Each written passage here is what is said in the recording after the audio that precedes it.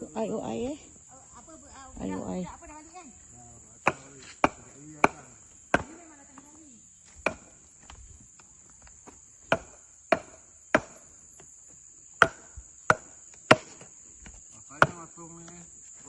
Apa dia? Sayang apung ni pula. Macam ni Pak Cik. Boleh buat pada air. So, kita potong. Kita potong daripada bahagian bawah dulu Okey, tendram ni kita potong di bahagian bawah dulu. Lepas tu masuk dalam lubang. Lepas tu potong tepi, baru kita angkat dia. Okey, ini adalah cara-cara pemotongan tong biru ni.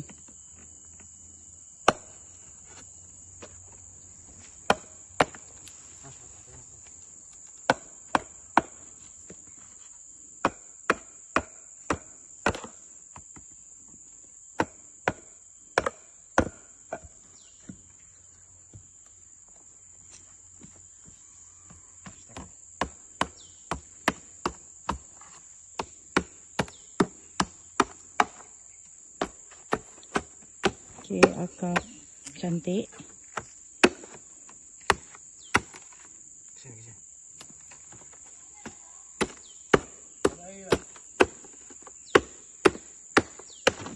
Okey, di bawah sudah terbelah.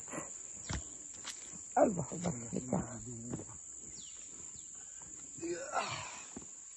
Okey, itu dia. Air tak payah buka lah. Apa pun jalan.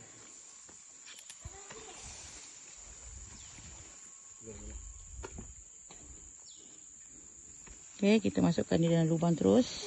Okey, itu dia.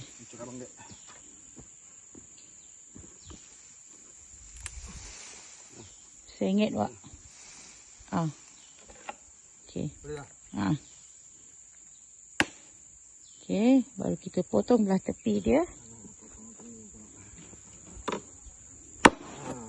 Itu dia. Okey. Okey, ngam. Potong. Tong ni semua dah potong-potong. Kat sini sekejap je. Potong sikit je dah. Okey. Tu ai.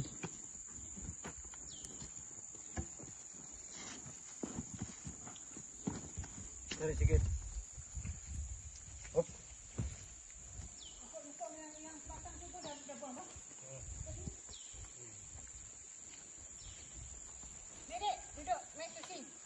Tak apa. Masih dia. Masih kena. Ada.